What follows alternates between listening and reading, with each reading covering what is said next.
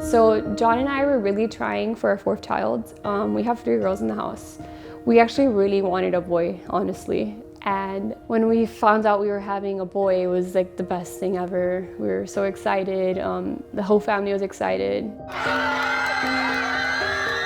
A couple days later, I got a call from the doctor, and then she said there was an issue with the bladder, that there was a blockage. So to hear that was like, it was very hard on us.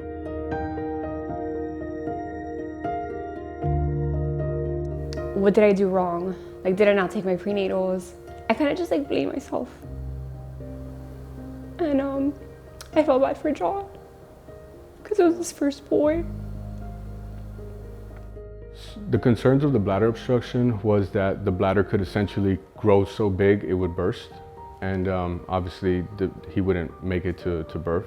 The bladder would affect, the kidneys being damaged would affect the lungs. And so he would have been born, and if survived birth, just lived several days, maybe hours. So we were recommended to visit another doctor who was going to place a device in JP's bladder that would allow it to relieve the bladder and continue the pregnancy as normal.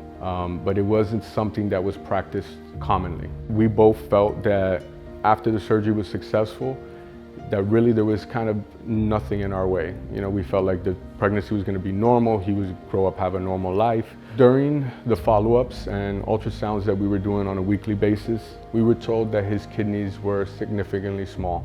And during one of those ultrasounds with the specialist, they realized that there was like this hernia going on. And she's like, that's a really big hernia. And I was like, how big? She's like, well, imagine your stomach is like this, like your stomach. It's half your stomach. We were nearing his birth, and my wife just went to go to the hospital to check her fluid levels, and they told her that she needed to be hospitalized to possibly give birth. That last ultrasound was like, okay, we're doing this now. So I had to call John to hurry to the hospital. It was just like, okay, we're going into surgery.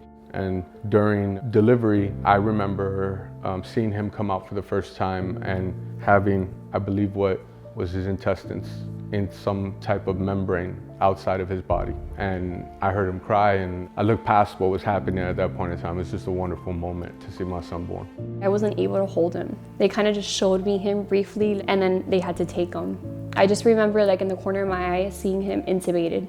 They loaded him into an incubator, and the goal at that point in time was to get him over to Nicklaus Children's Hospital.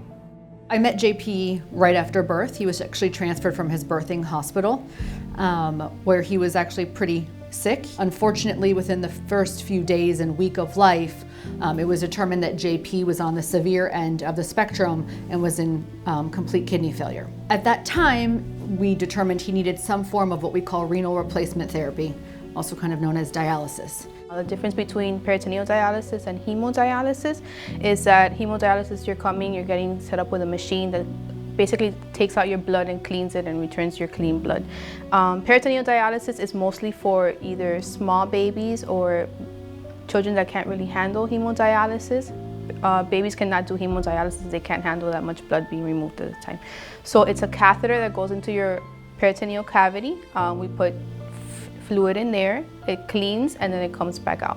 After that surgery, they were successfully able to put the intestines back in. They were successful at placing a PD catheter in his peritoneal wall as well. Before he started his dialysis treatment, we needed to be transferred to a hospital in Alabama to get special care for the dialysis that he needed. I knew there were a few centers in the country that were capable to perform full clearance and ultrafiltration, which is the cleaning of the blood and the removal of water for the smallest babies in need, which was exactly John's scenario. We were able to transfer John, and the family followed quite quickly behind him, so that he could spend 5 months there to receive the Aqueducts therapy to keep him alive, healthy, and thriving, while his abdomen healed, and permitted them actually to replace another peritoneal dialysis catheter for us to use long term. And in October of 2020 is when he was transferred back to us, and we have continued his care since. So the goal of peritoneal dialysis is to keep the baby healthy enough to be able to one day get to a transplant. We need to keep all of their electrolytes under control, their fluid balance, all those little things that the kidney does, we're doing with this machine. For JP, he's been on dialysis since he was born. So basically 2 years he's been on dialysis. The end goal for him would get him to be big enough size and weight that he can receive a transplant, and then hopefully that'll last him many years and he doesn't need to do dialysis for a very long time. Since JP has been home after being in NICU for about 6 months, there's been a big change in him. He was extremely happy. I mean, we were all happy, you know, we felt very relieved. Everything felt normal. Jess and I both saw some of these children that are on dialysis, they're on hemodialysis. So they're not on the same type of dialysis as he is, but we saw these children there who are treated for hours on end. And it just made us want to be more involved with the children there, to kind of give back to the staff that help with JP, and to kind of have a voice of positivity to help other children and families. And we wanted to give something to JP to grow up and know that he contributed to that from all the things that he went through himself.